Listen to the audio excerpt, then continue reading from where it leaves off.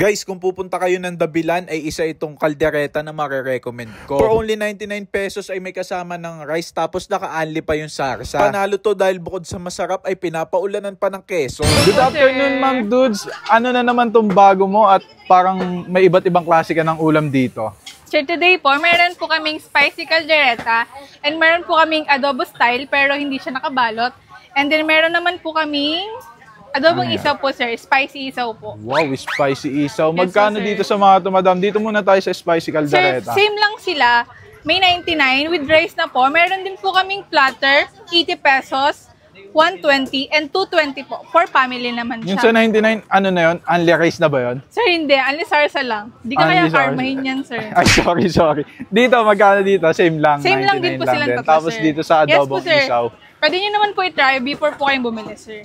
Araw-araw ba available yung mga ulam na Yes yan? po, sir. Ito po is available siya everyday. Ito pong dalawa is napapalitan siya, sir. Okay, so eto lang yung pinaka nandito ng araw-araw, Yes madam. po. Ano daw po kinakaiba ng kaldereta nyo dito pala? Sir, ito kasi, sir, talaga hindi kami nagamit ng frozen food. So, fresh siya everyday, sir. And then, yung ingredients namin, sir, is mga branded siya. Yun, sige, titikman ko yan kung totoo yan sinasabi Sige, mo, sir, madam. tingnan muna. Okay, pa-order ako ng kaldereta, madam. Yan. sir. Thank you, madam. Ito yung spicy kaldereta ni Dudes dito sa may Dabilan Food Park. Kung hanap nyo ay rice meal, ito 99 pesos lang, guys. May kanin at ulam ka na. Napaka-generous ng servings yan. Oh. Ang lalaki ng cut ng karne. Tikman natin yung sarsa. Ayan, oh. Ang sarap ng pagkakatimpla ng sarsa. Saksa pa lang ulam na grabe. Sarap. Tapos yung anghang may suntok talaga siya. Panalo to sa 99 pesos. Saksa pa lang, ulam na. Ang sarap nito, grabe. Sa mga nagka-crave sa kaldereta, naku, try nyo to. Hindi kayo madidismaya sa lasa. Napakasarap ng pagkakaluto.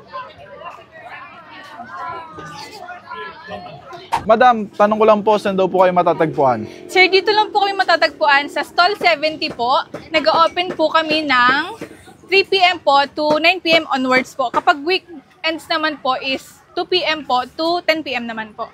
Tapos dito lang po kami sa Dabilan Food Market, sir. Nasa dulo lang. Pag sinabi kasing nasa dulo, mga... Ay, yung mga ano na yan, no? Yung mga dulon-dulo na talaga, Yes, no? sir. And tikman naman natin yung adobong isaw. Ito yung the best of the best. Isa sa pinaka-paborito ko pagdating sa lutong adobo.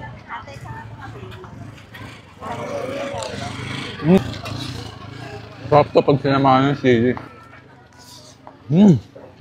May sipa ng anghang, panalo to.